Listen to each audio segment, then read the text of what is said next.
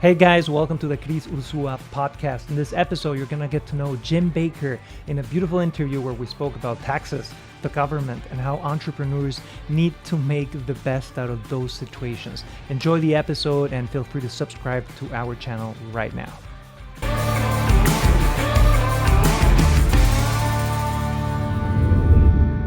Mr. Jim Baker, how's it going, man? How's your day going? Hi, Chris. Happy to be here. Everything's going well. Thanks for inviting me to be on the pod.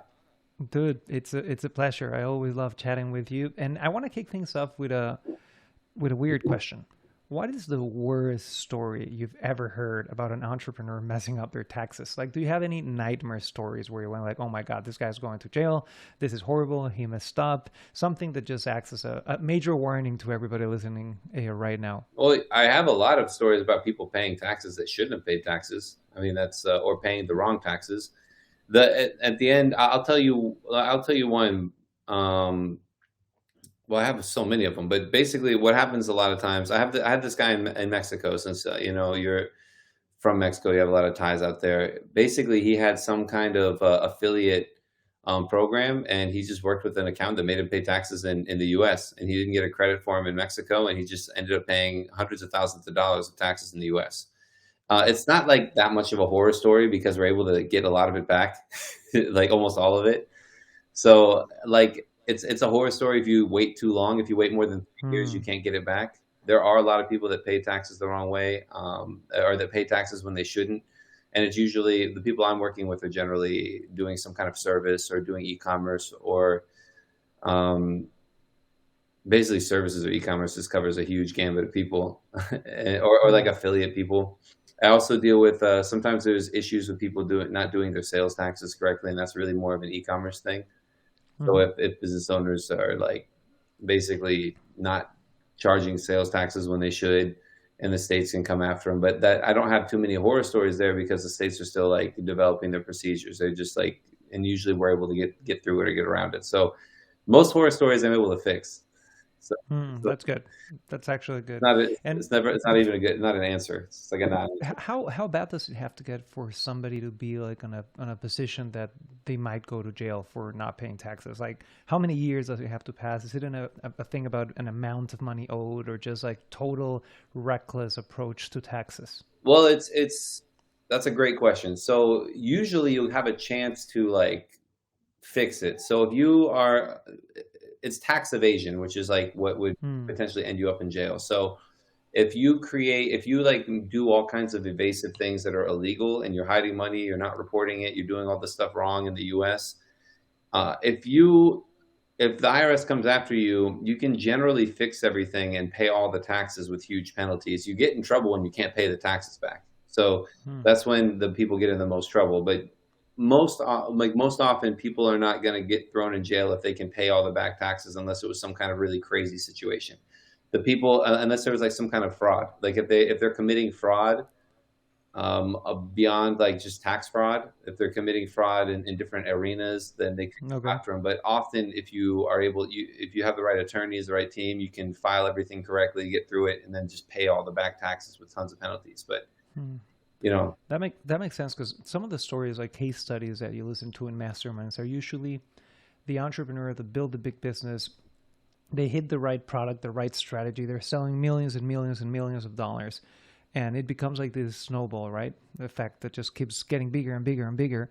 And when a huge company messes up their taxes, and then maybe the company goes down in sales and they're having a like an internal crisis, and then on top of that you have your tax issues.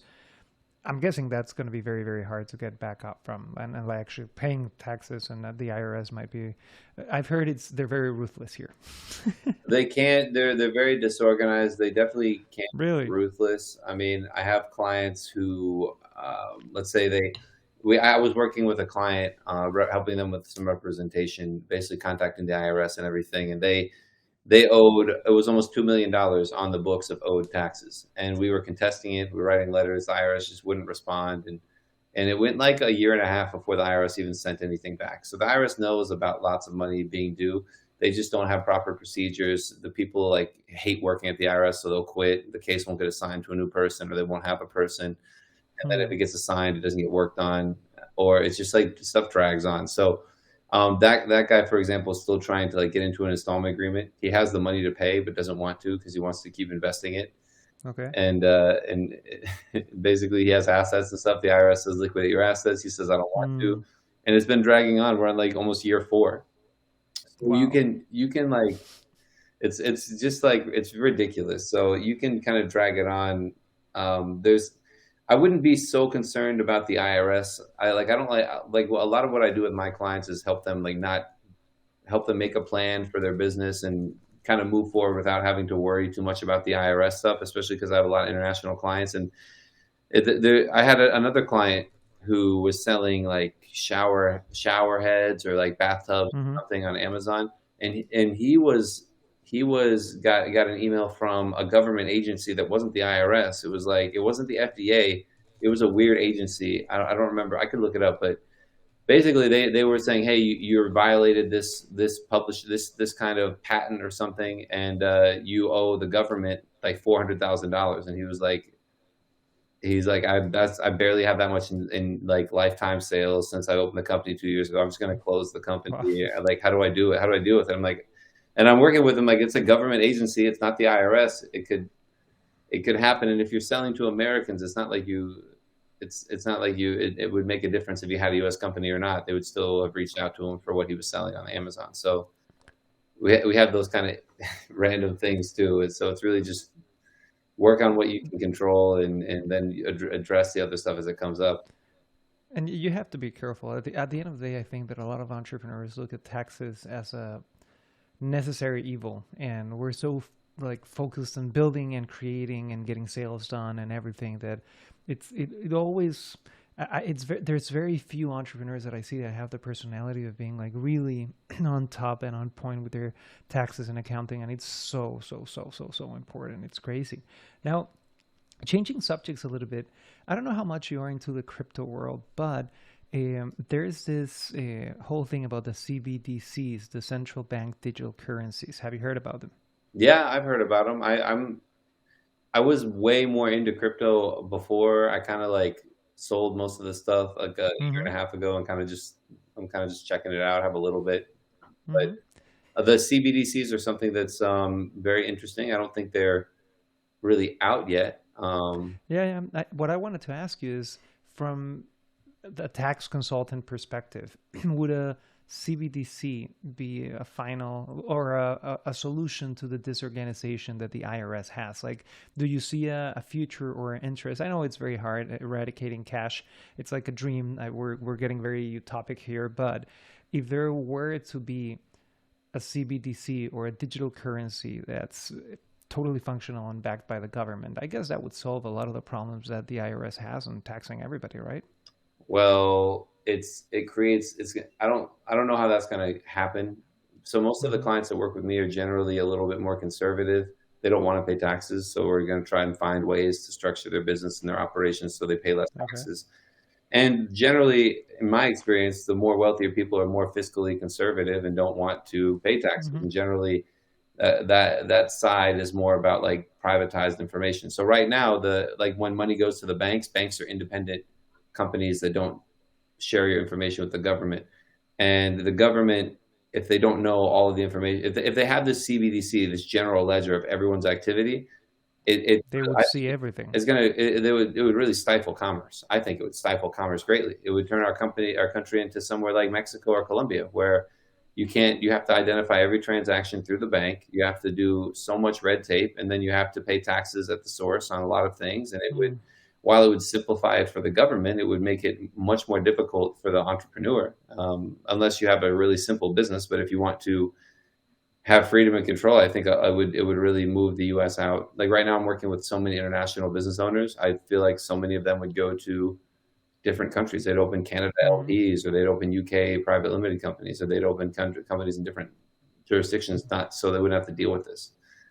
So I'm Interesting. not very bullish. I don't like it. I don't like the idea. I like letting the people do what they want to do. And Yeah, I understand that part. And going back to a comment that you just mentioned, I remember I lived in Chile for many years, and I remember reading an article where it clearly stated that Chilean banks were not and could not legally be enforced unless like 3 5 years of penalties and requests from the government happened to reveal the banking information of a citizen.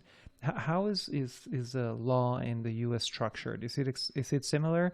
Are the banks obliged to comply to the government and reveal all of the information, or not really? Chile is a pretty good country for business in South America. It's one of the strongest, right? Chile is really great. So, how to answer your question, there's a lot of there's many different organizations in the U.S. Government organizations that can do different things. Obviously, the IRS can request information from a bank, and if the IRS says this regular guy Joe, we need his information, they can get it. There's different ways to get it. I don't know all the ways. I went and got my anti-money laundering license. So the people who I did that like 2 years Hmm. ago Good, good. for shits and gigs, right? But I didn't really use it for anything, just to learn about it. But the people who have all the control is FinCEN, the Financial Crimes Network Hmm. people, and really the U.S. government as a whole can take money from any bank anywhere in the world as long as it works with a U.S. Hmm. correspondent bank. So because of the banking system and the Patriot Act and how the U.S. system does correspondent banking and the world runs in the U.S. dollar, if the government suspects you of money laundering or terrorist financing at a large scale, they can just take your money from many banks all over the world. It doesn't matter if it's Hmm. U.S. or not.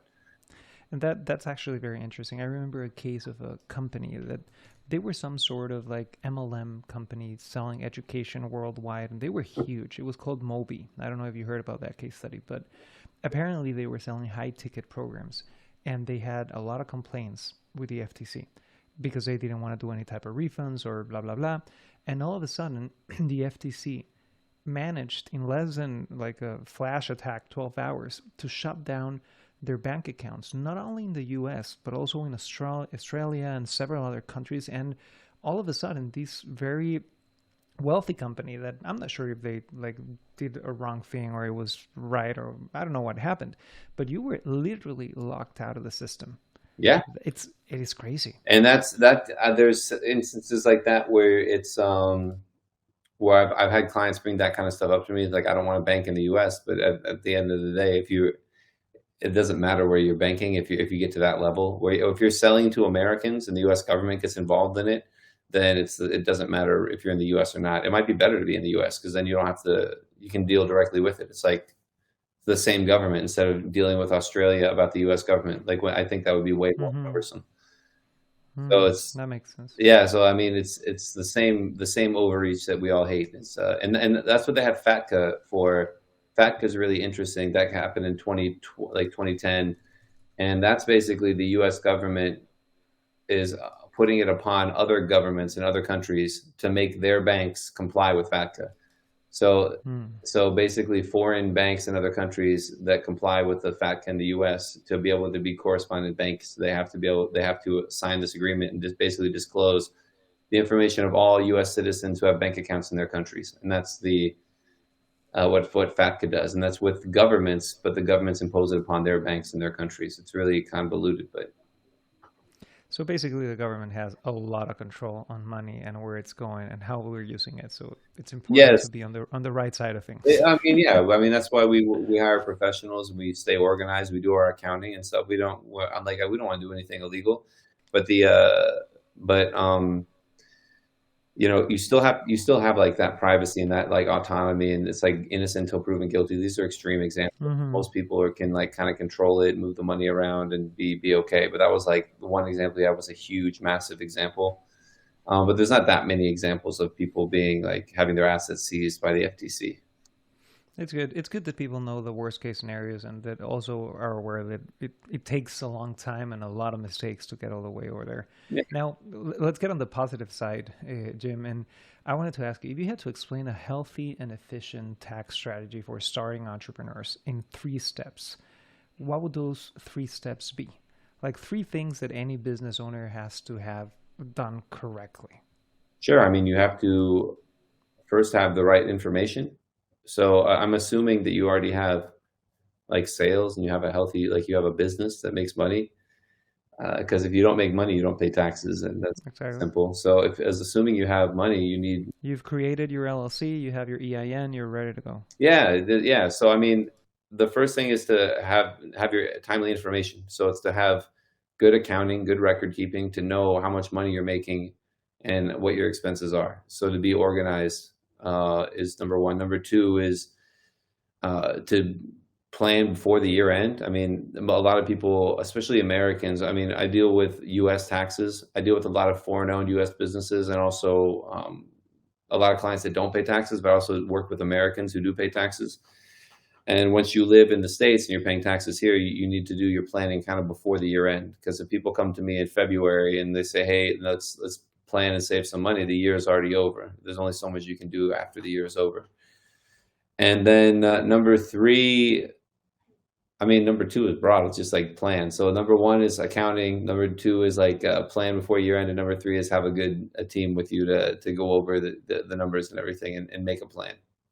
I don't know. How would you say that team has to be structured? Is it just one person, one tax consultant like you, or it depends on the size of the company and what you need? Sure. There's a lot of most CPAs and most tax enrolled agents or licensed tax preparers are kind of historians, and they basically get your information and will put it in some kind of software system and prepare the forms, and you pay the tax based on the computation.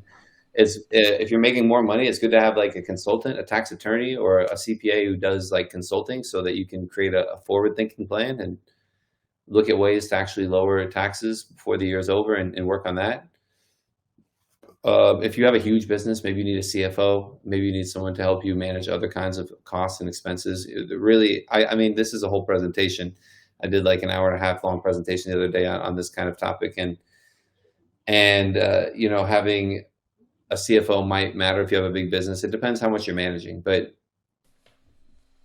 I think that, Would you say big business above seven figures, eight figures well, per year? it depends on what a big business in terms of complexity. If you could have a Okay. simple consulting business and sell one course and not have that complex of a business, I'm more talking like if you have a construction company and you're building houses in different states like that, you probably need some kind of CFO or someone way more active than if you're just doing IT services with a team of four people. You know, it's like probably a simpler business. Interesting. Now, if somebody, of course, we're going to leave your contact information below, and you'll tell us where to reach out to you at the end. But what are the key things that you need to look when looking for a tax consultant or even an accountant? Because it gives me the impression that it's like talking to the mafia sometimes. Because you talk to CPAs, you talk to accountants, and they all have this very specific terminology. And it's easy to get a little bit confused as an entrepreneur because it's not really our language. And then you also see a lot of people offering bookkeeping services and even like tax support, not being CPAs, which is interesting because I think legally they cannot do your taxes, right? But there's like a market booming of people that offer those services without being a CPA. So what would we need to look for? And then tell me about this black market of no CPAs that offer things like that. Sure, it's not it's like the notarios, right? They have all over. I'll talk about that in a second, I guess. But what to look for is someone who you like to talk to, who can explain stuff to you clearly that you understand, speaks your language, maybe if that's helpful. Um, I like when I work with clients, I like to explain the different options that they have and perceived levels of risk. So some clients are like, let's deduct it all. I don't care.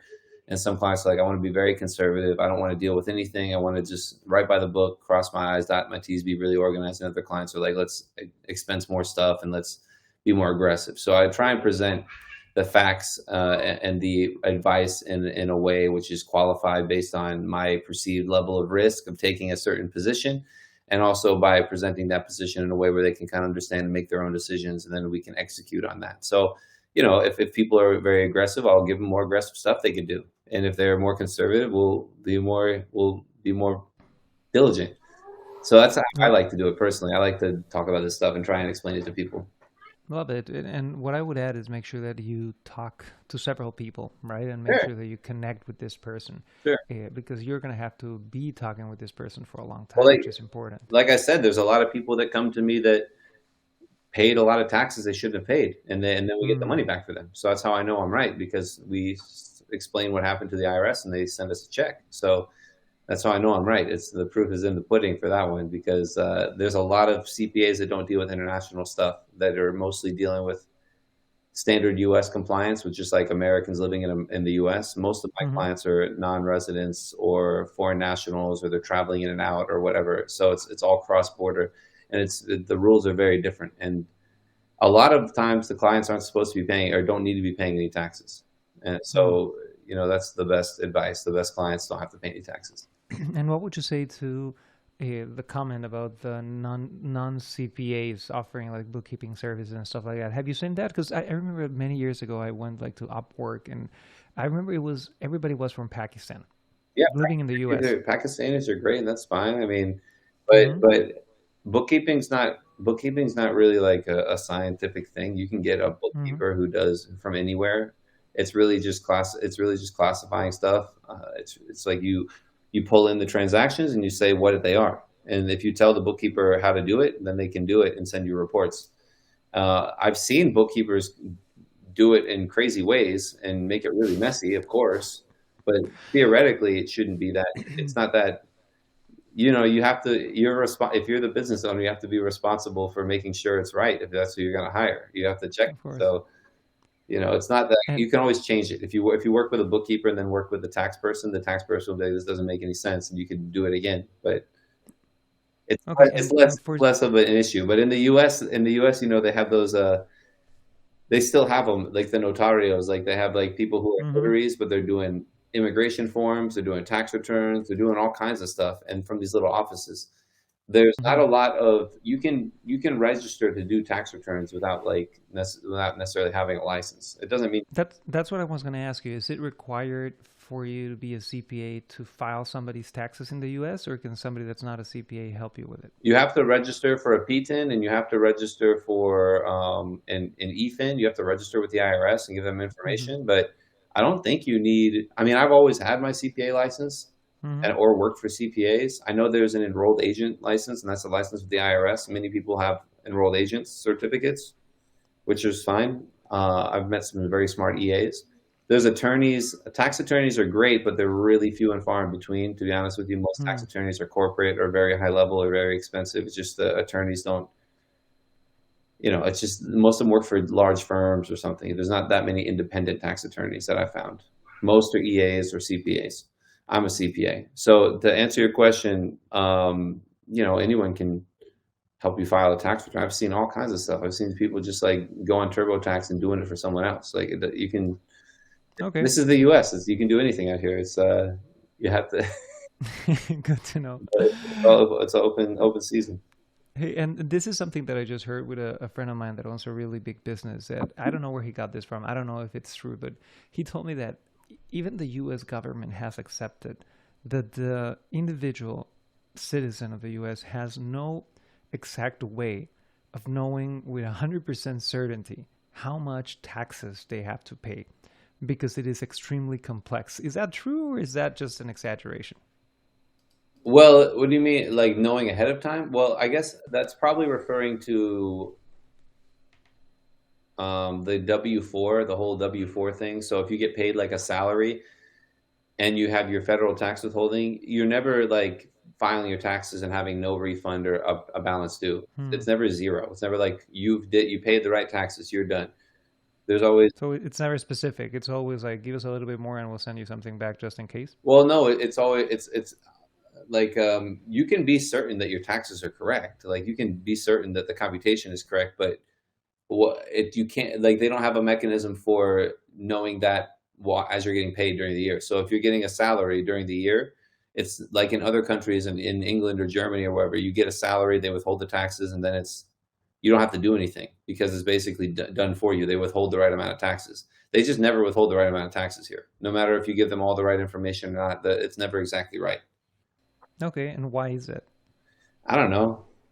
I mean, all situations are different, but even if you're like if you're a single it's I guess the W-4 and the withholding mechanism is just not correct. They should like Not as exact as it should I be. don't know why it's not like it doesn't make any sense to me. But when you fill out your W-4, that's the like if I'm working a job, I fill out my W-4, I give them my total exemptions, my deductions, my filing status, and they withhold taxes accordingly based on the W-4 that I give my employer. And when you do that correctly, you still like get money back or owe money at the end of the year. That's the Hmm. only it's really dumb. It's interesting. It's interesting that they'd rather have that refund system than an accurate calculation. Well, maybe it's because the IRS keeps all the money that people overpay if they don't ask for refunds. Yeah, probably, and it's also a way of, it's safety, right? Like we'd rather keep more of your money and then give some back in case anything goes wrong. Now, I want to switch subjects a little bit here. And what do you think about this whole tax the rich movement that's become real popular? Like talking about massive companies, Jeff Bezos, Elon Musk, and everybody going like, "Hey, we should tax the rich," and of course they pay. If you see it, like amount wise, it's a lot of money, right? But maybe percentage wise to their operation, it's not that much. So, what do you think about that? Is that an accurate thing? Do you think it'll help society overall? Or is it more fueled by maybe resentment or a political agenda? What do you think? Well, I understand the idea of like right now, most people that pay taxes like proportionally is, I mean, the rich already pay a lot of taxes, but the taxes are paid by regular average people too. I don't. I think what the one thing that they're trying to do is the um, the taxing of unrealized capital gains. So like when I own 50%, Stocks? yeah, unrealized but unsold stocks. So like Mm-hmm. while Jeff Bezos is worth $100 billion or whatever, it's all stock that he hasn't sold. So if he sells stock, he pays capital gains taxes on it. If he could take a loan against the stock, there's a lot of loopholes and there's a lot of rules. The IRS tax laws are overcomplicated in an effort to be fair and to be even and equitable. So they're overcomplicated and it creates different kinds of like loopholes and stuff. But what happens with these guys, from what I've seen and everything, is they take loans against their money, or like if they have all this stock. I know Elon Musk, when the one he sold a couple of years ago, he sold like a couple $100 million of Tesla stock and paid a couple $100 million in taxes. And it was like it wasn't nothing. It was a lot of money. It's a preferred tax rate for long-term capital gains, but it's still a lot of taxes. So to answer your question, what do I think about it? Uh, I don't really I don't really like get into politics too much. I guess it'd be cool if the company like if I'd be cool if the country was responsible with money for taxing more. Like if the country was responsible fiscally and they wanted to tax people and be balanced, that's fine. But they're just gonna tax them and spend it on something stupid anyways. So Hmm. uh, I I I don't know. That's an interesting thing because I come from Latin America and Mexico is a country where, of course, you have to pay your taxes, but it hurts to pay taxes because there's so much corruption in Mexican government Yeah, that you know that your taxes are going to end up paying for the governor's daughter quinceañera that was like $1 million party for a 15-year-old, or that they're going to be going for like the campaign funding of somebody because it's really shady. So living in the US, what I like, I know that there are certain spendings that people do not agree, like sending so much money to Ukraine and doing a lot of I stuff just like that. it doesn't. I don't even care about the spending. It's just the Mm-hmm. debt. Just the point of having $32 trillion of debt for no reason. Like there's no reason to have so much debt, and I just like would love less debt. Uh, Hmm. I think it's going to eventually be a problem. It just goes up every year. That's all. I don't care about the spending. They bring in a ton of money, but I understand what you're saying. Like it's hard to pay taxes when you know they're mismanaging the funds, and that's what they're doing now. They're going to pay $50 billion of interest this year or something, and That's gonna be crazy. it's just like they're crazy, paying crazy amounts of interest. So I'm not like opposed to taxation. We pay low taxes in the U.S. compared to other countries. If you do it right and everything, most of my clients that make a lot of money are between 20 and 30%, which is Mm-hmm. pretty good compared to a lot of the developed world. Mm-hmm. So I'm not like super anti-tax or anything. I think rich people are doing pretty well. It's like the people that have two jobs that each make $1 million, like a married couple, they're gonna get crushed in taxes. But most like entrepreneurs can get around a lot of it. Interesting. Now, getting away from the political stuff, can you explain briefly what an S corp is and when would it apply to an entrepreneur? Because I've seen a lot of companies advertising it online and just talking about it. I believe it's a way where you can file both the LLC taxes and your own taxes at the same time. Learning how to do taxes on the internet is really tricky. I do a lot of Hmm. information on the internet, and it's like all so there's so much information that's like everything depends on something else. And doing taxes for over 15 years for clients, like there's never situations that are exactly the same. So I'm obviously like I was talking to someone like you never answer a question. I'm like, no, I don't answer questions. I'm gonna talk about something else. I'm gonna change the subject. It's like when I do business consulting, like, what marketing angle do you want or do you prefer? And it depends. Who are we talking to?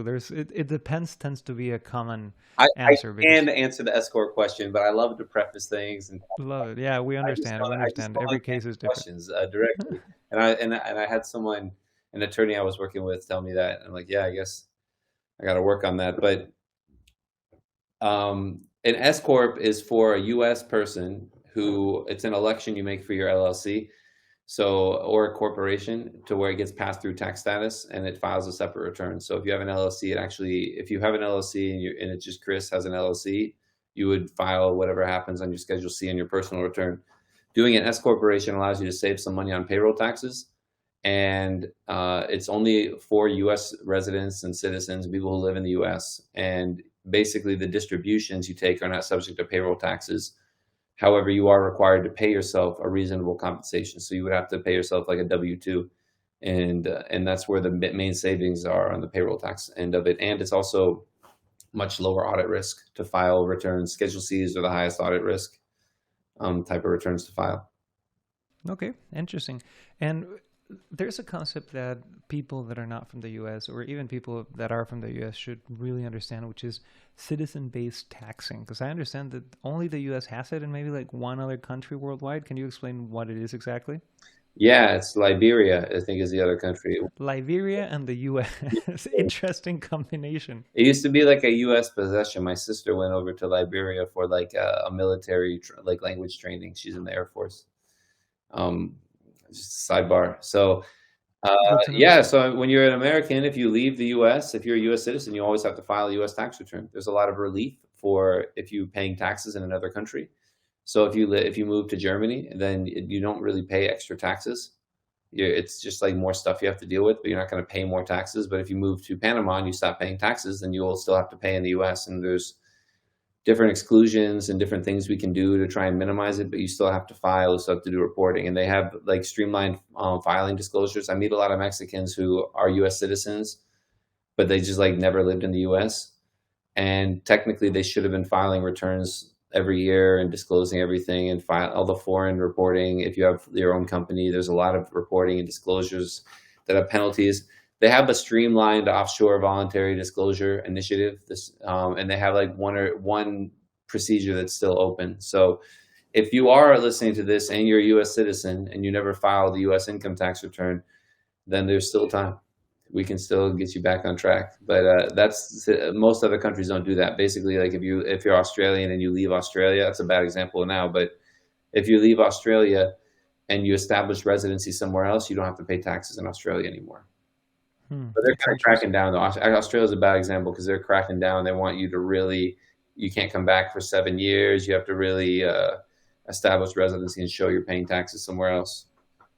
Hmm. So Australia's not the best example, but And it keeps on changing, right? It's always evolving, and the government's always looking for a way to make it a little bit more strict, I guess, and to enforce it and to make sure that it's being efficient. Now, I have I think one of my last questions for you, and then we can talk about anything you want, Jim. But if you had to give one piece of advice to save money on taxes to a U.S. entrepreneur that's not hire a tax consultant, what would that advice be? get a bookkeeper, get your expenses organized. People, what happens Okay. is like, or do it yourself. Like connect QuickBooks and do it yourself. Bookkeeping doesn't need to be intimidating.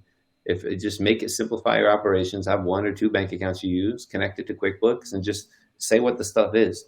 If you don't, what happens is entrepreneurs. I meet people all the time who just won't do anything. They'll just say, "Hey, James, I haven't done taxes in 3 years," and then it's just like a mess, and it takes a ton of time. We inevitably miss expenses, we miss deductions that they would have qualified for just because they weren't organized. So and then they don't know how their business is doing. So yeah, organize yourself is my answer.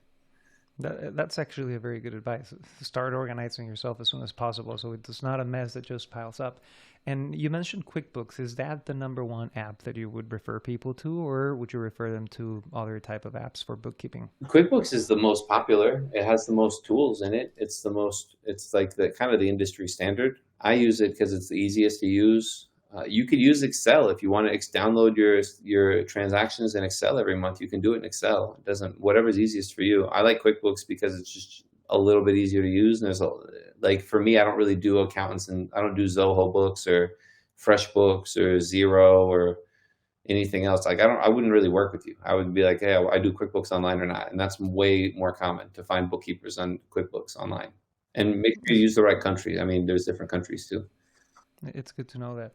Now, dude, I have another question for you, more on the entrepreneur side, because I know you're a big entrepreneur. You've done a lot of consulting calls, a lot of different strategies to get clients. And tax consulting is what could be considered a boring product. Do we agree? I mean, taxes in general could be considered Yeah, boring. I but mean, like accounting, accounting is way it's more boring than taxes, though. yeah, probably, yeah. Like Accounting bookkeeping is is not so something sexy. tedious. Taxes are way better because it's like impacts the bottom line of a successful business, potentially the Hmm. most of any other thing. So maybe people are just scared of it because it's like it's a big deal. So it's expensive. Yeah, and it's intimidating too. But what would your secret be? Like, if we have any entrepreneur that's maybe they're accountants, maybe they're wanting to be tax consultants, what would your number one advice or maybe a lesson of these years of selling this product be for somebody who wants to make it big as a consultant in the accounting, finance, tax world? That's great. I love talking about this stuff. I love, again, I'm not going to answer. I'm going to talk about something else. I'll do that next. I was gonna completely talk about something else, but I remember my piece of advice that I have is to solve a problem. That's all you're really doing. I don't do all tax consulting, so I do tax consulting, but a lot of what I'm doing is not like a lot. So many of my clients, 60% of my clients don't pay U.S. taxes. So what we're really providing is solutions to problems, whether it's how to register for certain things, how to get banking, how to have an address, how to have someone to file all the compliance for me. So we're solving different consulting problems more than I'm doing necessarily tax consulting, like in the weeds. So if you wanted to, I wouldn't say getting into tax consulting is really the thing. It's really find a problem that someone has and try and solve that and solve it for yourself and then solve it for other people and then see how you can do it better. I mean, that's ultimately like that's like the widest view of it, because getting into like technical tax consulting is like not something you do overnight. I worked in public accounting with way smarter people than me for 10 years. And then I went and doing it myself where I have to read the tax code and get into it myself. And so much of this stuff is knowing what you don't know and not it's like it's knowing what you're missing. Like your spider sense on when someone telling you doing something, like why can't they do that, and then you have to figure out why they can't do it. You know that they can't do it, but you have to figure out why, and you don't it's experience. So there's a lot of it's tough to just jump into something very technical like law, like tax law, with just like on a whim. There's a lot of subsets of business consulting that go with tax law that you can probably get into much easier. So what I'm getting here is like find a niche that really solves one problem and then focus on that and really become an expert on that one thing, right? Ideally, something you're interested in or passionate about. I'm sure you talk Hmm. about that too. If you're not interested in it, then you'll never do it. So Yeah, I believe a lot in enjoying what you do, but I think it's not the thing that brings us joy, but it's the person that has the capacity to bring joy to whatever you're doing, right? So if let's say one thing that I know that you do general tax consulting, but that you're a specialist when it comes to helping foreign-owned LLCs structure their whole tax system, right? And I think that has an exciting appeal to it of working with people from all over the world, etc. What do you like about that in particular? oh, I love it. I mean, I get to talk to people. If I showed you my calendar, it's like Carmen San Diego. It's just like all random people from random countries who have random problems. Like their problems are completely different. and they have different issues and they have different things to solve. The commonality is generally they have some kind of U.S. client. You know, we're the best consumer economy in the world. I don't know if there's much disputing that. The Americans can spend money they don't have on an unprecedented level. There's like trillions of dollars of consumer debt just out there, just that was sold to somebody. Somebody got paid for that, and so I don't even forget what the question was, but No, I was just saying that what do you enjoy about it? And I guess oh, talking with what people and just yeah, well, what do I enjoy? It's just like talking to people. I just love talking to people, and there's a lot of companies you can go on the internet and find like there's 10,000 companies that you can register an LLC with. So I'm not selling LLCs to people. We do that, but it's not like the main purpose of the business because I they're I have an interesting question yeah, to segue there too, because I've had sure. when I've mentioned your services to a couple of my clients, you always hear this, yeah, but I can register an LLC from abroad for like $200 on this shady website online, and then there is a little bit more premium services like the ones that you offer. What would you say are the without the the bias of you being the one that sells a more premium offers, like tactically, what is the difference between those very cheap services and more of a premium approach through you? Well, the for me, the difference is you get to work with me is the main difference. I mean, that's I mean, But for the customer? I mean that's for the customers. So I have clients and connections Hmm. in countries all over the world. I have solutions to problems. So it ends up being it's more than tax consulting. It ends up being so, like business consulting so much because I have very successful clients in fields and countries all over the world, and I can call them, I can text them. I have a client who's like trying to sell this certain product to this certain market, or I have a guy who works for companies there. So I'm able to connect a lot of people, and it's often people have to pay taxes in their home countries. So I work with their local tax advisors and help them like strategize how they're going to structure and how they're going to flow their money and what kind of accounts they're going to use. So there's a lot with like the operational cash flow, where they're going to keep their money, how they report it in their home country. And I'm mostly working with businesses that are, there's a lot of like solo people who make a couple $100,000 and still work with me, but then like most are like between like $150,000 to like 20 million is like a huge range of people. And yeah, I'm helping them just solve any kind of problem. And it's not, if you just go open an LLC online, which you can certainly do, you're like, what's next? And most of my clients, their time is worth more than that. They're going to spend 5, 10 hours figuring stuff out when they could just pay me to explain it to them. Then they can just move in 100 miles an hour back to what they were doing. Awesome. So I would recap that on safety and counsel and advice and a lot of extra things that are really, if you're listening to this and you're a foreigner or you don't live in the US and you want to start a financial relationship with this country, you need to have somebody to talk to that knows what they're doing, because it's a delicate matter. Now, Jim, thank you so much, man, for your time. It's been a great interview. I think we have a lot of little nuggets of wisdom that are going to help a lot of people out there. If you had one website or one social media account that everybody should follow, which one is it? If you go to jamesbakercpa.com, it'll take you to my YouTube. There's a button at the top. Hmm. I do a lot of content on YouTube, and you can schedule a free call with my team on jamesbakercpa.com. I love it, man. And any last advice, words of wisdom before we wrap up the interview? No, I appreciate being invited. It's fun to talk about taxes. I love talking about this stuff. And good luck to you guys. Keep following Chris. What I wanted to say is that the last time we saw him, I met you in person, might have been at some event, and you were pitching something, and I remember it being such a good like sales presentation. I'm like, man, I want to buy whatever this guy's selling. Like, he's so good at selling stuff. Thank you so Yeah, much, man. Thank you. I'm sure you're still throwing those things together. Yeah. Yeah, we're having fun. We're enjoying it. And now with the podcast and opening up the company in the US, it's been really, really fun and exciting. So, and now we're living in the same state. So I need to go have a barbecue with you one day. Barbecue, yes. Awesome. Strong. Yeah. There you go. So thank you guys for watching this episode of the Cris Urzua podcast. You're going to find Jim's links and information down below here, and we'll see you soon. Ciao, ciao.